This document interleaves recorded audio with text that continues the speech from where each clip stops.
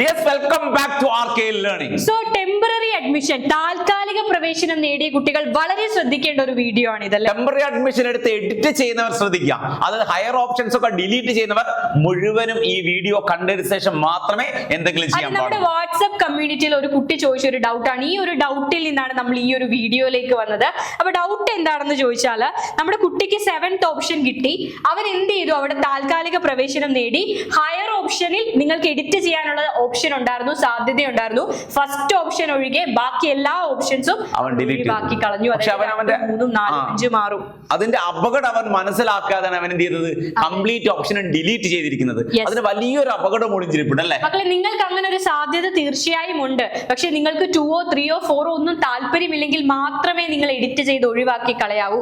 അല്ലെങ്കിൽ പ്രശ്നം എന്താണെന്ന് ചോദിച്ചാൽ, ഇന്നലത്തെ വീഡിയോയിൽ നമ്മൾ ടോട്ടൽ വേക്കൻസി പറഞ്ഞല്ലേ അതി? യെസ്, വേക്കൻസി വളരെ കുറവാണെന്ന് മാത്രമല്ല, മലപ്പുറം പോലെയുള്ള ജില്ലകളിൽ 40,000-ഓളം കുട്ടികൾ യാതൊരു അഡ്മിഷനും കിട്ടാതെ പുറത്ത് നിൽക്കുകയാണ്. അപ്പോ അവൻ ആ ഫസ്റ്റ് ഓപ്ഷൻ കിട്ടാനുള്ള സാധ്യത വളരെ കുറവാണ്. അതായത് ഹയർ ഓപ്ഷൻ ഡിലീറ്റ് ചെയ്യുന്ന സമയത്ത് മക്കൾ ശ്രദ്ധിക്കേണ്ട ഏറ്റവും ഇമ്പോർട്ടന്റ് ആയിട്ടുള്ള ഒരു കാര്യം എന്നാൽ, നിങ്ങൾ രണ്ട് മെന്റാലിറ്റിയിലാണ്. ഒന്ന്, ആ 7th ഓപ്ഷനിൽ ടെമ്പററി എടുത്ത സ്കൂളിൽ നിങ്ങൾ സ്ഥിരപ്രവേശനം നേടാൻ നിങ്ങൾ തയ്യാറായിരിക്കണം. ഓക്കെ, ഇല്ലെങ്കിൽ എന്ത് ചെയ്യണം? ഫസ്റ്റ് ഓപ്ഷനിൽ പോകാൻ പറ്റിയില്ലെങ്കിൽ 7th പെർമനന്റ് ആയിട്ട് അഡ്മിഷൻ എടുക്കാൻ നിങ്ങൾ തയ്യാറാണ്.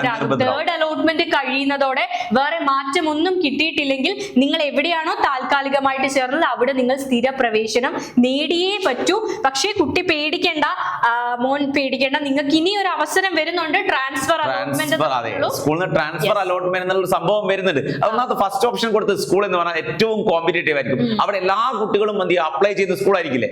അപ്പൊ തീർച്ചയായിട്ടും അവിടെ കിട്ടാനുള്ള പോസിബിലിറ്റി വളരെ കുറവാണ്. ഇനിയുള്ള കുട്ടികളെങ്കിലും മനസ്സിലാക്കുക.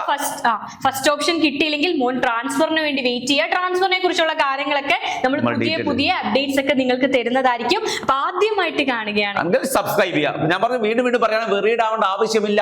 നമുക്ക് ഫസ്റ്റ് ട്രാൻസ്ഫറും സെക്കൻഡ് ട്രാൻസ്ഫർ ഒക്കെ ഉണ്ട്. വെറീഡ് ആവേണ്ട ആവശ്യമില്ല. ഓക്കെ, ശ്രദ്ധിച്ചാൽ മതി. അപ്പൊ നമുക്ക് വീണ്ടും കാണാം.